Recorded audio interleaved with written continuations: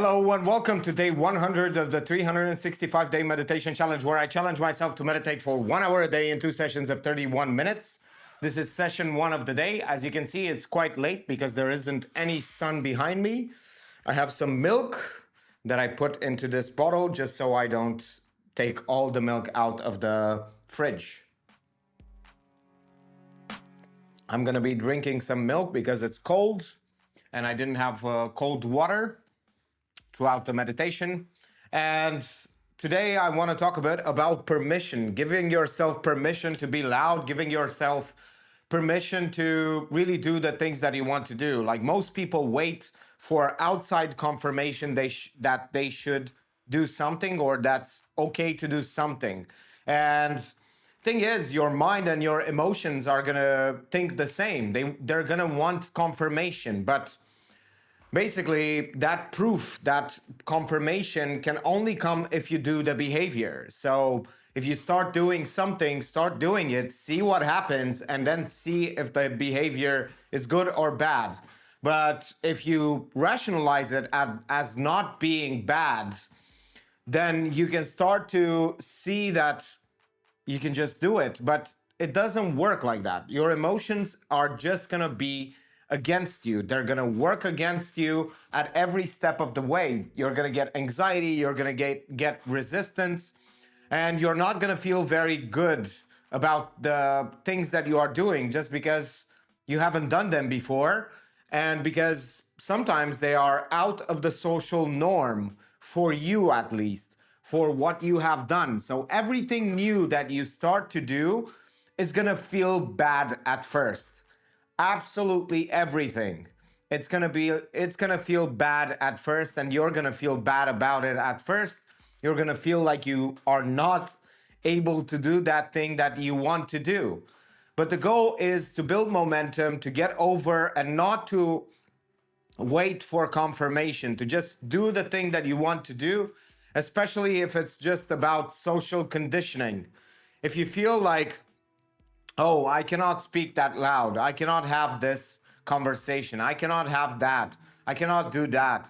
If it's just social and peer pressure, then you can just do it and see what happens. Get feedback, see exactly if that thing that you were thinking of doing is not acceptable. And most often than not, it's super acceptable, and people don't really care that much about other people's existence because everybody thinks about themselves. They are very selfish in this manner. So if they see someone acting a bit strange or doing something they shouldn't do, they just go like, oh, okay, just another one of these guys. So yeah, that's exactly what I was talking about. So just give yourself permission to do more things that you want to do, especially if you feel that you want to do it and you feel like you can't. Just do them. Of course, use your brain. Don't do illegal stuff. Do the things that you want to do as long as they are within the confines of the law. So there is no law telling you can't really talk about, I don't know, let's say something a bit more controversial, let's say money or politics or whatever you made this morning in the toilet. So it doesn't really matter. The point is that you should give yourself permission more to do the things that you want to do, because otherwise you're just going to live a life full of regrets, and you're going to live a life that is not really worth living, because you are the only one who stopped you. You do not have proof that other people stopped you. Your consciousness, your judgment, and all of the rationalization for that told you that you couldn't do this, you shouldn't do this. Those are the things that are coming from inside you, and they are stopping you from acting, from doing the things that you want to do. And most people say, "Oh, but if you don't feel like to do those kinds of things, don't do them." I'm like, why? Because it's called acting. You are not really acting as an actor. You are acting like the person you want to become. Every change in your life has been like that. You didn't feel comfortable writing. You didn't feel comfortable being in front of the classroom and solving an equation. You felt anxiety about every step of the way. All you didn't feel comfortable reading. You didn't feel comfortable talking. You didn't feel comfortable riding a bike. Everything is the same. Everything that you learn, you never ever feel comfortable. And people say, oh, but it's different because it has to do with personality, it has to do with your character. No, it's exactly the same. You act it out, you do the routines that get you there, you do the small increments, you do your lines and your squiggles and your everything that gets you going to do the alphabet. And then you do the sentences, the phrases, and then you build an essay, and then you write a book. No one can write a book without learning the basics, without knowing how to write, without doing the little small lines on the page when they are 6 or 7.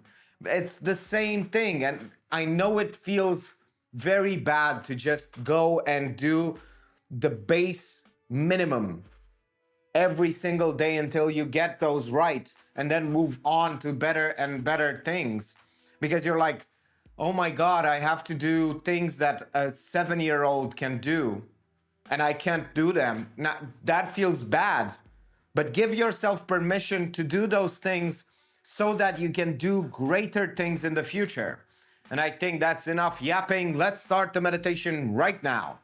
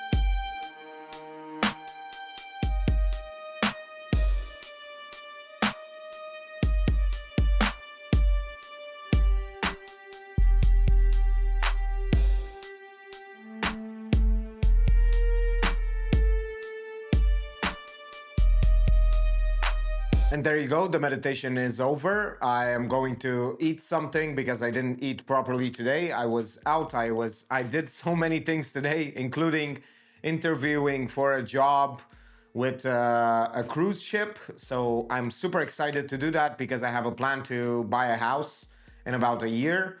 And I was doing some calculations with the salary that I'm gonna get, and I'm super, super, super excited to just get going and live on a cruise ship for 6 months.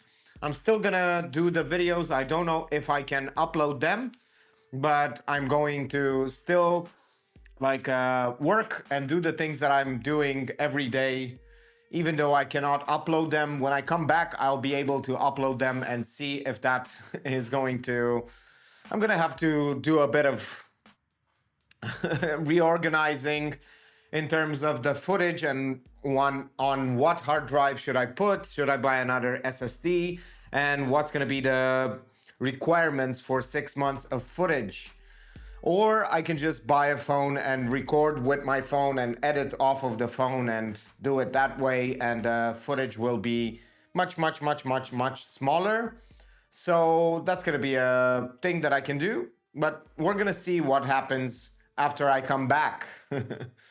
Hopefully I can sell everything that I own and put it in a savings account. And when I come back, I already have those savings plus the savings that I accrued during the cruise ship job. And then I'm gonna be able to have like a 40% down payment on a studio apartment. It feels surreal, but yet it hasn't happened. So I'm gonna do it when I come back. Thank you for watching and see you in the next one.